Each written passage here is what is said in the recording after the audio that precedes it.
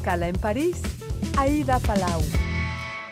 Bienvenidos a todos a este programa de Radio Francia Internacional y de France 24 que hoy dedicamos a la vacuna contra el coronavirus. Hay gente que está impaciente por vacunarse, otros que se preocupan por su fiabilidad y otros que se oponen con un movimiento cada vez más fuerte de antivacunas. El caso es que un año después de detectarse los primeros casos de COVID-19 han visto la luz varias vacunas con una rapidez inédita en la historia de la medicina, y para aclararnos las dudas que suscitan, hoy hace escala en París el venezolano Daniel Scott Algara, inmunólogo y virólogo en el Instituto Pasteur de París. Señor Scott, muchísimas gracias por estar con nosotros. Buenos días, gracias a ustedes. A lo largo de la historia ha habido reticencias a las vacunas. Incluso a Louis Pasteur se le acusó en 1885 de querer enriquecerse con la vacuna contra la rabia, incluso de haber fabricado la rabia en el laboratorio.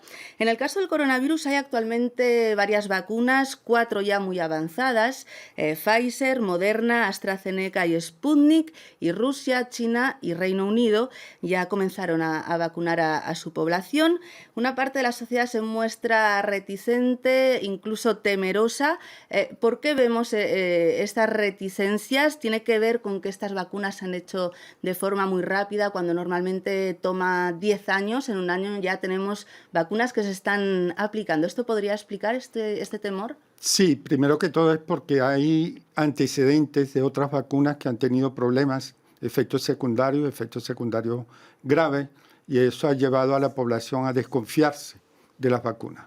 Después, actualmente, todos los organismos de salud han acordado que se pueden fusionar algunos pasos cuando se intenta hacer una vacuna para ir un poco más rápido. Y esto es lo que ha pasado con las vacunas contra el SARS-CoV-2, que lo que se llama fase 1 y fase 2 en los estudios clínicos, estos estudios clínicos han fusionado estas dos fases.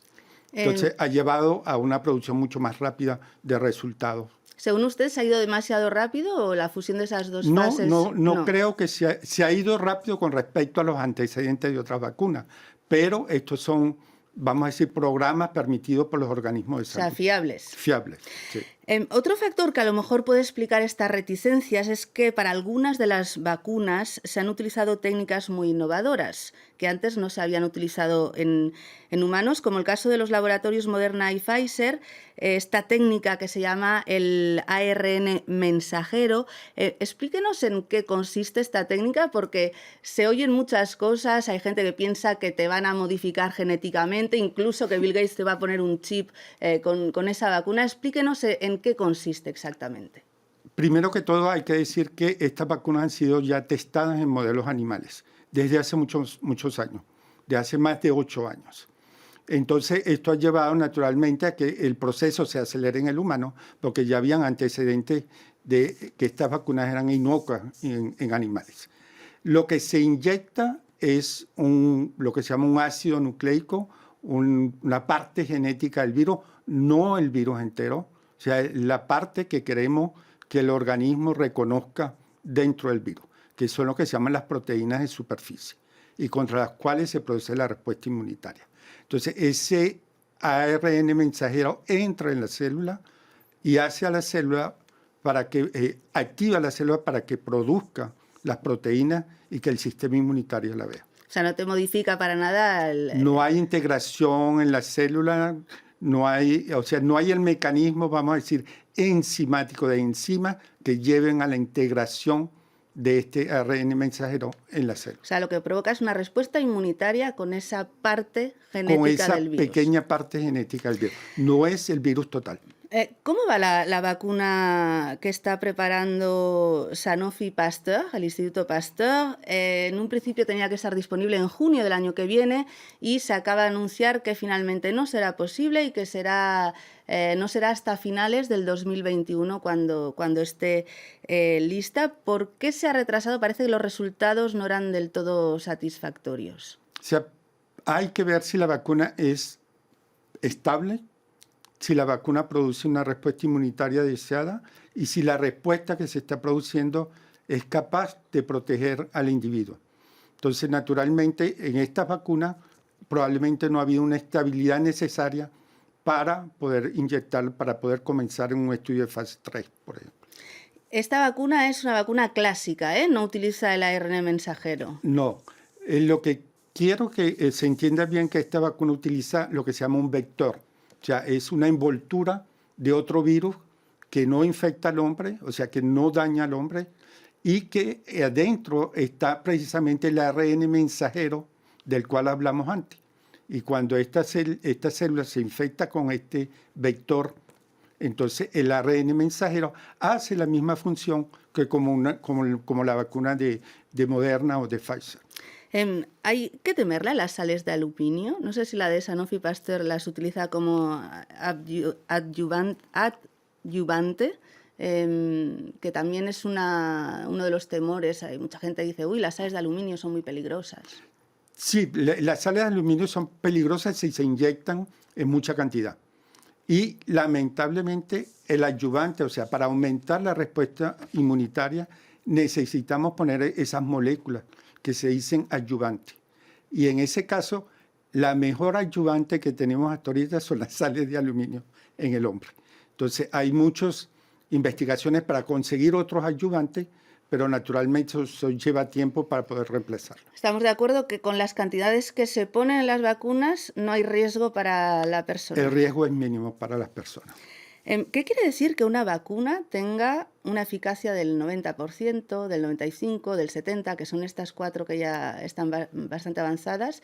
Mucha gente que desconfía y dice, bueno, ¿cómo que solo tiene el 70% de eficacia? Entonces no me vacuno.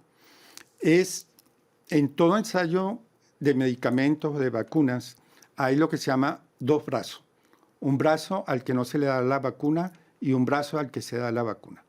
Y entonces la gente vive normalmente, entre comillas, y entonces vemos la cantidad de gente que se infecta en el brazo que no recibió vacuna y la cantidad de la gente que se infecta en el brazo que recibió la vacuna.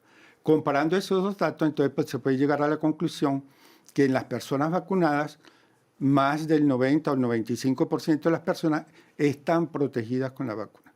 Eso es lo que quiere decir esos datos. Pero recuerdo que hay lo que se llama la inmunidad de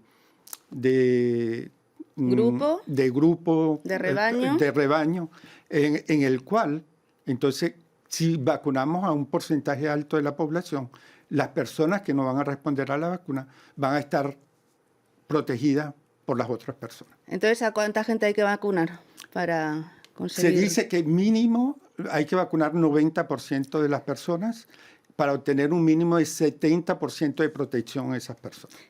¿Hay que vacunar a los niños? Ahorita, en el caso del COVID, creo que es muy temprano para decir si hay que vacunar a los niños. O sea, las vacunas, estas actuales, lo que llevan, el primer objetivo es proteger a la gente que tiene mayor riesgo. O sea, gente mayor, gente con enfermedades. Con comorbilidades, y también producir esa inmunidad de rebaño en estas personas. Y después, un segundo objetivo es proteger contra la forma grave de la enfermedad.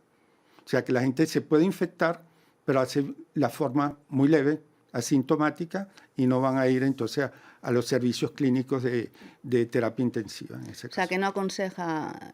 Pues, actualmente no creo que haya... vacunar a los niños. ¿Cuánto dura la inmunidad si nos vacunamos? Porque tampoco se sabe muy bien cuando hemos tenido COVID cuánto dura esa inmunidad. ¿Es algo que se sabe o es aún todavía incierto? No se sabe. Hay algunos datos que se tienen con la vacuna de Pfizer. Hubo un artículo que fue publicado la semana pasada en donde ellos dicen que 3 meses después de la segunda dosis de la vacuna hay todavía anticuerpos capaces de neutralizar al virus. Pero naturalmente son datos parciales y muy tempranos todavía, o sea que no tenemos tanta historia de las vacunas estas nuevas para decir vamos a estar protegidos por 1 año o 6 meses. Hay diferentes cepas del virus SARS-CoV-2. ¿La vacuna serviría para todas las cepas o como en la gripe se tiene que adaptar cada año? No, es completamente diferente. Hasta ahorita de la gripe, las mutaciones que se han visto son mutaciones que no implican las regiones contra las cuales se está vacunando. Entonces, se espera que esas regiones que son estables o sea que son homogéneas en los virus, puedan inducir una inmunidad a larga distancia en este caso. ¿Se sabe si la vacuna impide transmitir el virus? Es decir, yo me vacuno, no desarrollo una forma grave de coronavirus, pero ¿puedo transmitir la enfermedad a otra persona? Como dije antes, si el objetivo de la vacuna es para que la gente no produzca las formas graves, entonces la persona se infecta y es potencialmente contaminante. Y eso responde también a mucha angustia que tiene la gente si seguir utilizando las máscaras o no. Incluso cuando la gente se ha infectado por el SARS-CoV-2, hay que continuar a utilizar las máscaras. O sea, que no estamos cerca de quitarnos las mascarillas. No estamos cerca. O sea, esto va para meses, incluso años. Años con mascarillas. Va a entrar como entró en la cultura, por ejemplo, asiática, el uso de mascarillas. Usted es un referente mundial en las investigaciones contra el VIH. ¿Por qué se ha conseguido tan rápidamente vacunas contra el SARS-CoV-2 y aún no se ha conseguido contra el VIH? Hay una diferencia fundamental, y lo dije antes, es la capacidad de cambiar el virus. En el virus del VIH tenemos muchos cambios genéticos que se producen de resistencia a medicamentos, de resistencia a la respuesta del organismo. Entonces es muy difícil para conseguir una vacuna que sea universal contra todas las cepas del VIH. Además, el VIH, a diferencia del coronavirus, se integra en la célula, lo cual también hace difícil de atacar ese virus a nivel del ADN, del material genético que está integrado en la célula. Bueno, y antes de terminar, doctor Scott, yo le voy a hacer la siguiente pregunta. ¿Usted se vacunará y con qué vacuna? Yo me vacuno con la vacuna que sea más eficaz y más segura. ¿Y cuál es de momento esa vacuna? ¿Está ya en el mercado? Tenemos que esperar los resultados definitivos, porque les recuerdo que lo que sabemos de estas vacunas es lo que ha publicado las casas farmacéuticas, pero no tenemos artículos científicos que nos relaten las historias de estas vacunas actualmente. O sea, que podemos concluir que va a esperar. Voy a esperar un poco más. Bueno, pues muchísimas gracias, Daniel Scott Algara, director de investigaciones del Instituto Pasteur de París, por haber estado con nosotros. Gracias a ustedes. Y muchísimas gracias a todos ustedes por habernos acompañado. Ya saben que nos pueden seguir por internet en rfimundo.com y en france24.com. Hasta pronto, amigos.